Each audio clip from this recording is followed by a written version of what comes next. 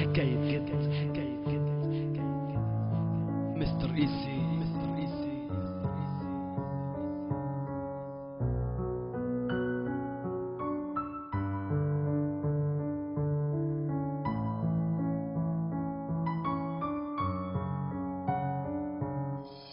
هحكي لك انا قصة بس تركز معايا، عايزك تفضل مصحصح عشان هحكي ايه الحكاية. حكاية جد كبير قاعد قدامه حفيده، قاعد يحكي له يقول له علي يمكن يوم يفيده. كان في زمان جزيرة خيرها ملوش نهاية، وحاكم كان حاكمها ما يعرفش خلاص كفاية. كان كل همه كرسي وازاي يعيش ملك، رجالته تحت امره ما هو بايده الزنبلك، والشعب صوته واطي مش واصل حتى ليه، بس لو حد زعق يجيله ويحط عليه.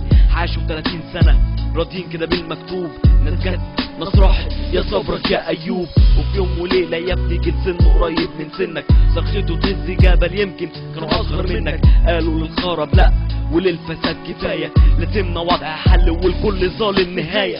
نصيحة اكسبها وقعد تخسر هتنفعك في يوم قدام، نصيحة غالية قيمتها عالية ما تتقلش يوم بالمال. اصل الجد عاش وجرب مش كلام وخلاص يتقال، ده انت لو ركزت شوية هتسمع حكمة وامثال. نصيحة اكسبها وقعد تخسر هتنفعك في يوم قدام، نصيحة غالية قيمتها عالية ما تتقلش يوم بالمال. اصل الجد عاش وجرب مش كلام وخلاص يتقال، ده انت لو ركزت شوية هتسمع حكمة وامثال. معنى كلامي ليك ان الفساد كده انتهى، لا الفساد موجود والوسخة بتزقها. انا عايزك تبقى راجل ما يتقالش عليك يوم سيس، ما تبيعش وطنك ناسك زي ما باعهم الرئيس.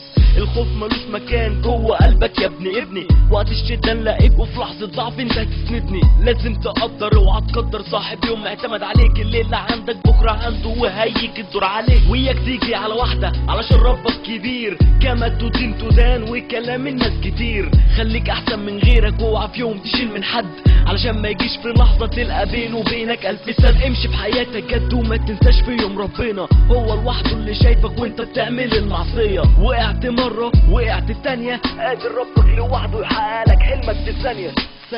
نصيحة اكسبها وقعد تخسر هتنفعك في يوم قدام، نصيحة غالية قيمتها عالية ما تتقلش يوم بالمال. اصل الجد عاش وجرب مش كلام وخلاص يتقال، ده انت لو ركزت شوية هتسمع حكمة وامثال. نصيحة اكسبها وقعد تخسر هتنفعك في يوم قدام، نصيحة غالية قيمتها عالية ما تتقلش يوم بالمال. اصل الجد عاش وجرب مش كلام وخلاص يتقال، ده انت لو ركزت شوية هتسمع حكمة وامثال. كان في زمان جزيرة خيرها ملوش نهاية، ناس جت ناس راحت جوه قلبك يا ابني. خليك احسن من غيرك بينه وبينك قلب السد، ما تنساش في يوم ربنا وانت بتعمل المعصية. وياك تيجي على واحدة كما